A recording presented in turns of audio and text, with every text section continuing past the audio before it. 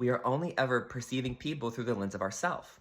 And so if you feel faulty deep within yourself and mistaken and wrong, like shameful wrong, guilty wrong, then you often have a perception of others when they make mistakes, you want to harp on it.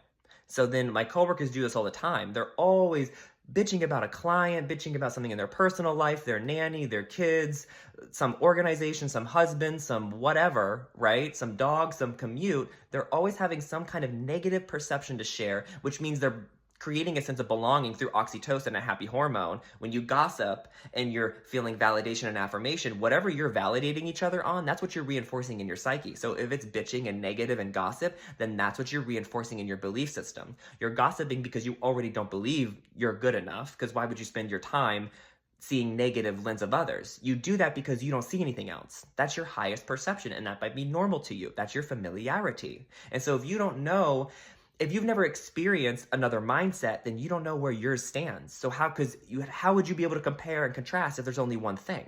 If you've only ever known insecurity your whole life, you don't know what confidence is.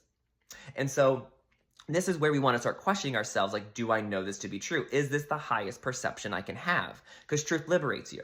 So that's how you know if your perception is one of truth or not. Do you feel liberated and at peace?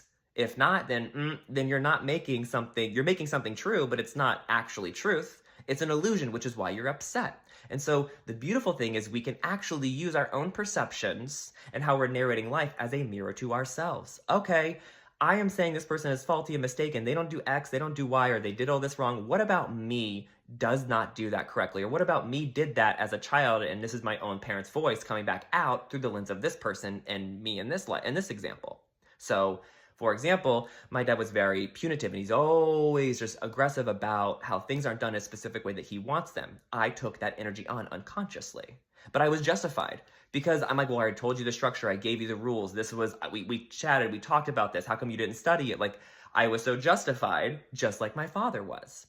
And so that's how I was perpetuating in my own life, my own insecurity and shame that I agreed to from my father in childhood, and then unconsciously, unaware of myself, that became the lens at which I saw others. And so through me realizing I'm doing this, was I able to introspect and heal out of it so that I'm not continuing to reinforce and condition that negativity into my life, because not only was I creating suffering and perception as reality, through my own judgment and what I thought was happening, but I'm also now attracting circumstances based off of that because that's what I thought was real. So I need more people to complain about, so they're going to keep happening because I keep doing it.